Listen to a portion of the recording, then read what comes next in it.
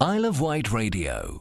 Good afternoon, this is Isle of Wight Radio. It's Tom Stroud here, and we welcome back to the programme Sharon LIttle, who is the Chief Executive of the Greeting Card Association. Hello, Sharon, how are you? Hello, Tom. Hi, I'm well, and you? It's good to talk to you. And let's also welcome here Nicky Byrne. Do we have to say formally from Westlife? Yeah, I don't mind. Like I said, I've said it to people before. I've been called worse. So, yeah, formerly of Westlife. Okay, we remember you from Westlife. I should say, Nicky, you won't remember this. We had a burger together once. You won't remember it. I do. Well, I remember having a burger at John Giddings, our agent's house. That's right, his house in Ryde. Yes. That was the one, for the little party. Did we actually share the burger, or did we have a burger each? I think we had a conversation while having a burger. I'm glad that you remember the event, because that could have fallen terribly flat. Do you remember that gig on the Isle of Wight? I do, because you know what? It's the only time I was ever on the Isle of Wight.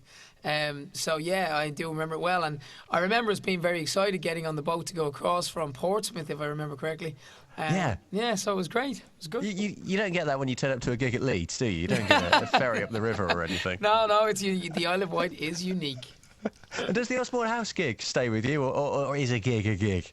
No, well, a gig is a gig. There's certain gigs that will stand out. Well, because the Isle of Wight was the only time we ever did it, it does stand out. You know, it's one of those that, like, you know, every time you hear the Isle of Wight being mentioned in whatever context, you say to yourself, yep, I remember it. I remember going there. I was on the ferry across. And now I can say I remember having a burger with a nice chap who interviewed me in later life. Ah, look at that. Well, John Giddings is on the island this week because it's the festival this weekend. Oh, cool. So I'll be catching up with him again on Friday. It's a very small world. Have you got a message for John? Can I pass on anything? Yeah, you can tell him thank you very much, and I eagerly anticipate our reunion. Okay, excellent. All right, I shall pass that on. Now, why are you here today? We're talking Father's Day, aren't we?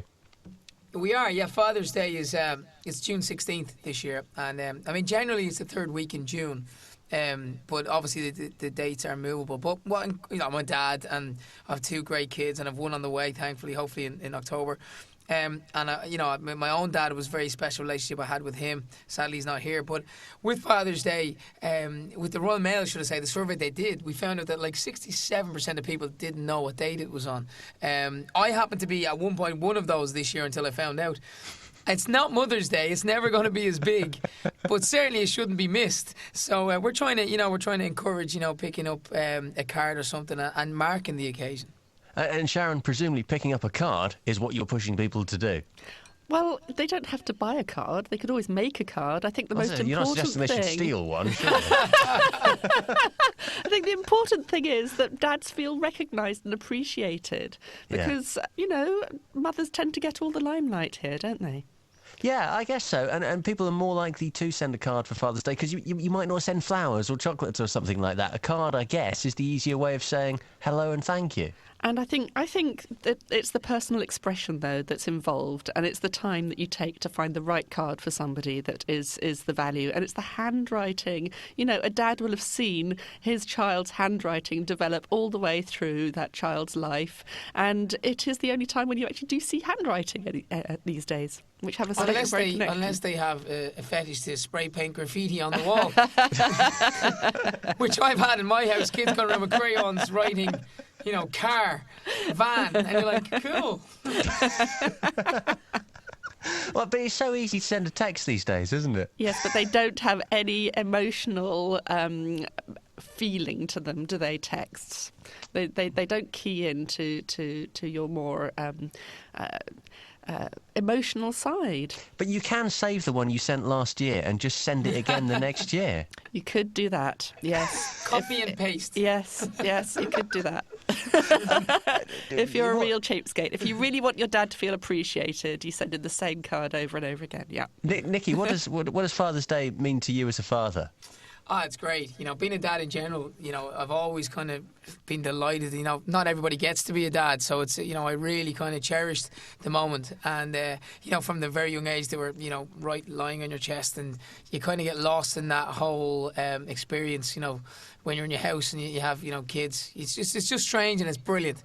And then as they grow up, exactly, what we were saying there, you see their handwriting develop. You see them writing cards to me now. They're in primary school, and their handwriting is, kind of, all over the place. And it's, but and that will melt no matter how tough you are. It'll melt your heart, So, and yeah, Your kids are at the age now when they do something for Father's Day or for a birthday or whatever, when you know it's them doing it as well. It's not mum having to step in and do it. Exactly. It is actually them. Yeah. Yeah, and I mean, it's lovely when mum's doing it as well, because I remember when they were too young, obviously the mummies would, they go out and get stuff or whatever it might be. Even, I remember at my very first one, Georgina, my wife, texted into a music channel that we were watching at the time, that were wishing people Happy Father's Day. And she thought it'd be funny to text in. So all of a sudden come up on the screen says, Nico, which is what my mum and my mates call me, Nico, Happy Father's Day, love Rocco and Jay on your first Father's Day, love you Daddy, something like that. And it's just, even that small little sentiment kind of meant a lot, Fantastic. Sharon, from a greetings card point of view, this is a big day for the industry, isn't it, Father's Day? It is a big day, yes. Not quite as big as Mother's Day, but we think that dads should feel appreciated, and we think that everybody should buy their dads a Father's Day card or make one. And Royal Mail has actually teamed up with Purple Ronnie for a special competition. I don't know if you know about this. Go tell us. For people to win a personalised poem written by Purple Ronnie for their dad, and people can enter that competition via poemfordad.co.uk, and if they tell Royal Mail all about the special things that they love about their dad, their foibles, their quirks, then they will get this customised card made and either sent back to you to give, or send him, or straight to their dad. OK, well, the temptation is that you hope that the person that wins it has got a name that it's impossible to rhyme with, just to be difficult. How do we find out more about that? You go online? Yes, you go on to poemfordad.co.uk. Nicky, how's things with you at the moment? I mean, are you missing being part of, Westlife and being on stage and hearing the roar of the crowd and all of that? Is that something that, that's a part of your life that you miss? Yeah, you'll never replace the buzz of a live crowd like that. To be honest, Tom, it was a special time in Westlife, and we played the arenas, luckily every year, and we did stadiums, we did this, we did that, and we were all over the world. And yes, you take all those things away with you, and you miss it and you fondly remember it. And I'm turning into one of those dads where you're kind of sitting the boys down now and saying, lads, look at this DVD, that's what Daddy used to do. And you'll now, like I said, you'll never replace that. But things move on, and time moves on, and nothing lasts forever. So I think for myself, I've always looked at I've always found myself interested in radio, in TV, in presenting, and I've always looked at Ryan Seacrest or Dermot O'Leary and gone, that kind of big shiny floor entertainment shows is where I kind of like to see myself, as well as maybe radio as well, and stuff like that. So I've got a big show in Ireland starting in July, should I say, called The Hit, and it's basically. It's not The Voice and it's not X Factor. It's basically calling out songwriters to pitch their songs to established artists who in turn will, whatever one they choose, they'll record that song and it'll be download or released on iTunes and other places. And it's basically giving songwriters a step up and a help up and a chance, So that's interesting. That's live from the O2 in Dublin every Friday on our channel over there. It's called RT1, which is the equivalent of BBC. Yeah. But in the meantime, I'm having lots of fantastic meetings over here with plenty of production companies and BBC, ITV, Sky, you name it. And, there's a couple of things down the road that hopefully my name will, become attached to. So, so moving away from music and more into media? Well, yes, I suppose that's a good way of looking at it. However, I've always said that, music is in my blood. My dad was a singer and stuff like that, and I've obviously been in music for so long. I wouldn't shy away from the right opportunity with the right song for the right moment, whatever that is. But certainly, having done it for so long, the last thing I wanted to do was to go into a studio and start writing a brand new album, and making a brand new album, let's say, on my own. That's a challenge. It's something that we had the four lads, we had the banter, we had it all for 14 years. I kind of felt a fresh start away from it would be good. Now, in saying that too, a guy contacted me a few weeks ago about a big project that's happening that I can't really speak of, but what I will say is he asked me about a song and about how, would I be interested in a couple of things. So I, this week on Monday and Tuesday, was actually in a writing session with Wayne Hector, who wrote Flying Without Wings, World of Our Own, Swear It Again, etc. And we wrote a cracking song. Now, a bit like the TV show I just spoke of there, I've still got to pitch it to the people who have asked me to do it, if you know what I mean. They might not like it. But if they do, you'll hear a lot more about it. So the interesting thing about Westlife was that you did go out on a high, and it was interesting watching JLS again say that we don't want to do this anymore, which you can understand because, men get to a certain age, and being in a band is kind of weird, I would imagine, because, it all revolves around different personalities. But great to go out, like you say, when you did, and to go out at a peak. Yeah, it's important, and sometimes you wonder, do you overstay your welcome, or did you call it too soon? I mean, some classic examples are, I suppose, take that the first time round in '95, people would have said they were completely at the top of their game and shouldn't have went anywhere. But that always left that kind of void for fans to, left it open for Take That to return, although no one ever really would have predicted it.